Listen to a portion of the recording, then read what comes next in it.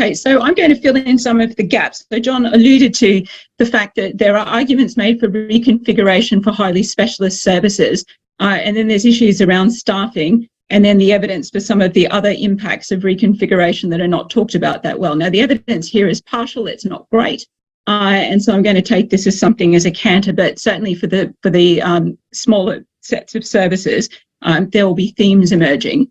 So firstly, there is no strong evidence that surgical outcomes are necessarily worse for smaller hospitals.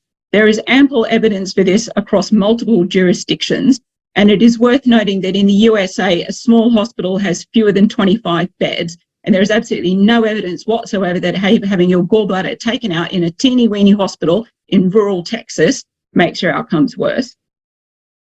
And the slide, it's not moving the slide again. Sorry, I'm still having problems with the slides, Saskia. Try using the arrows, Luella. Are there arrows on the side of the screen? I'm using the arrows on my keyboard. Arrows on your, in which case try clicking on the screen itself. Right, okay. Yeah.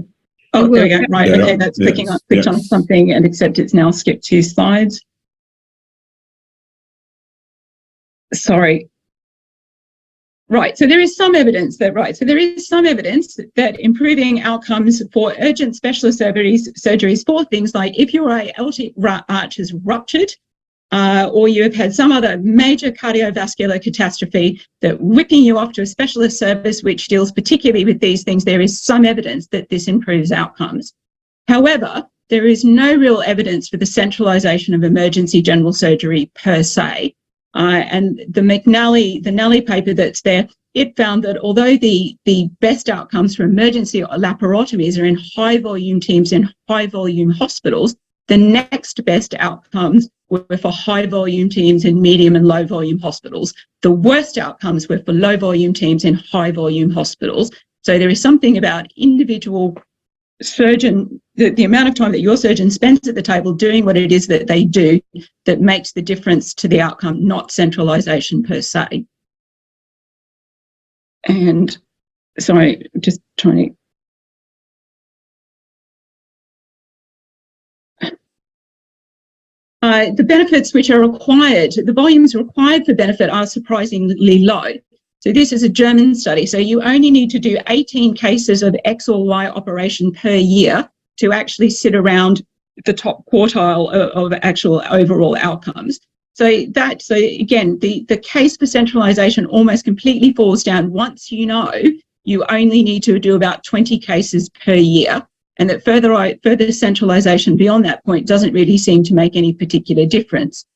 And the conclusion of the most recent scoping review, and this only came out last year, is that centralisation itself may not improve outcomes, and that attempts to centralise for specific populations, particularly in rural areas, may in fact make your outcomes worse, because as John alluded to, the distances that the patients have to travel are substantially longer, and there's all sorts of secondary impacts on the patients and their family, which we'll come to.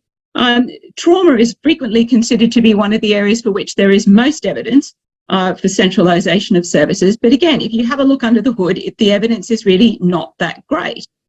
So the first systematic review of trauma care services was actually published earlier this year.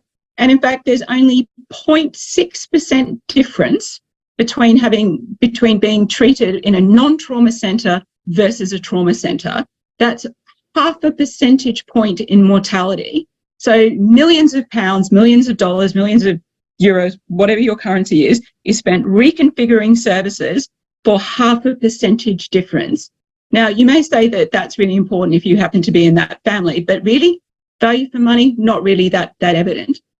And then when you embark upon centralisation, it may not produce the benefits that you see. So the whole entire trauma service in the UK has been completely altered, and so far we are yet to see any benefit in mortality from this. And that includes for the most severely injured patients from a registry, which was published again late last year, no difference in outcome at all for all of the effort.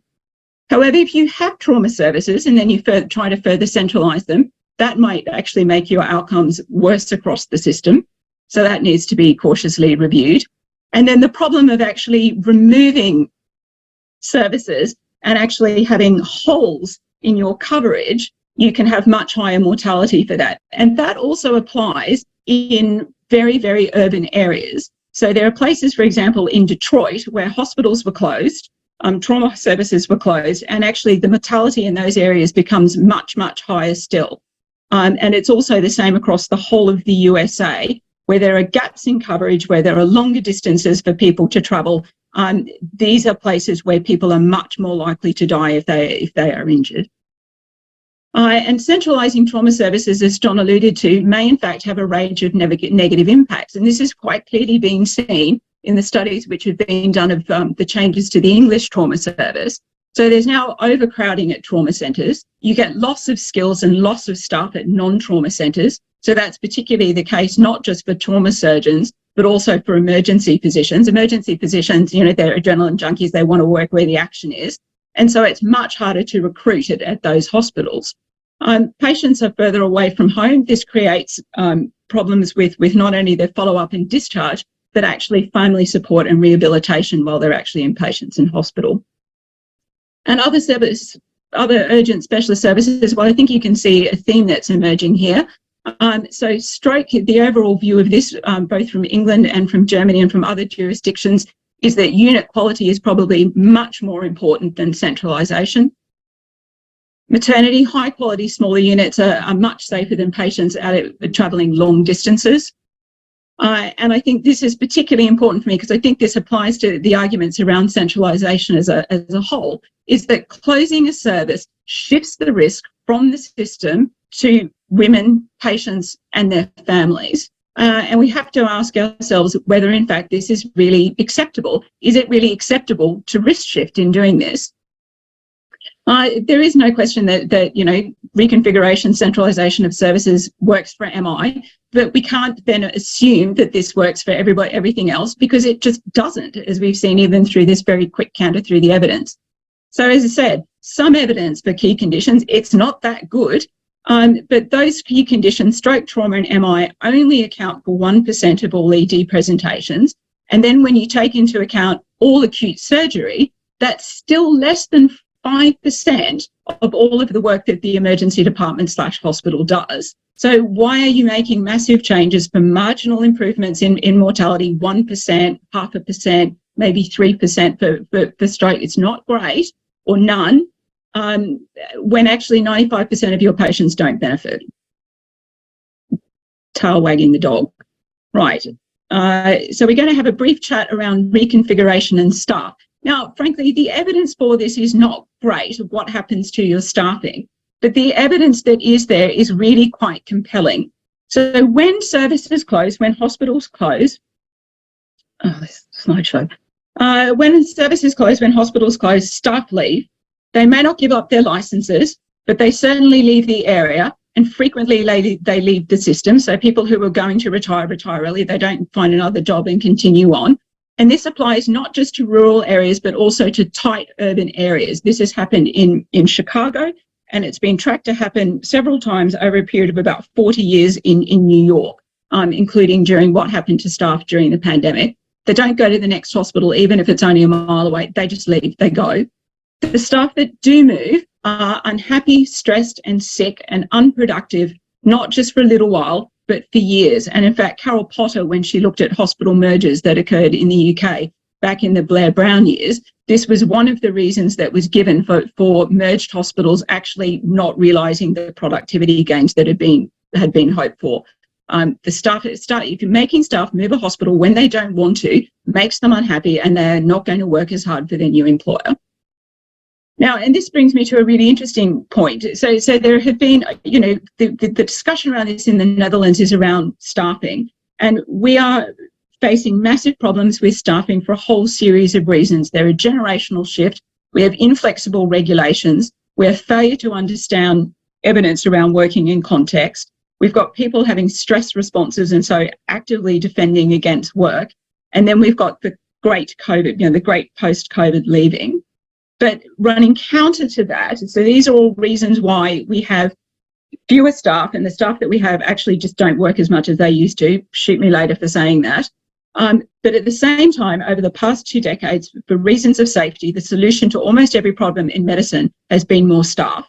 Well, we're at a point now where we can't ask for more staff, we have less staff. And so the question becomes, how do we do safely what we do with the staff that we have? And the simple fact is that the rules that we have applied for the last 20 years no longer apply any longer. And we're going to have to think very, very hard about how we solve this. And closing a hospital to supposedly solving a staffing problem, when in fact closing the hospital might make your staffing problem worse, that doesn't seem like the right solution to me. Other impacts of reconfiguration, ambulance services. Well, no one really talks about this. Closing a hospital just shifts the burden, not just from the hospital to the patient and their family, but to the ambulance. Ambulance services spend more time on the road, an increased number of incidents. There's a trend, a non-significant trend towards increase in mortality, longer waiting times at the remaining units because you've got more ambulances going to them and they don't have any more staff. You've got overcrowding, so that means your ambulances wait longer. Your whole service is less efficient. And it's also substantially more expensive. Closing hospitals creates deserts of care. It's all great to say that you're going to leave residual services in place. There'll be an MIU, there'll be outpatients. Well, the simple fact is once your emergency services go, the reasons for your hospital goes, and over a period of time, it might not be today, but over a period of time, your hospital dies, then your GPs leave, and then there are what we call deserts of care where there is no care at all. And just sometimes we've certainly seen it in the UK that even the threat of a hospital closure means that services start to drift away and the care and quality of care across the whole population falls, which then in turn creates burnout on the hospital, which then puts further pressure on it to be closed because it's not performing. It is a vicious cycle. Sorry, I'm trying to get the next slide. Economic impact on towns, wrecks your town. Sorry, the slide's okay. Was that a sign that I'm trying to stop talking? Right. Well, it wrecks your town, creates economic injustice, and it's all just not very good for systems, patients, or staff. Thank you. Thanks, Luella.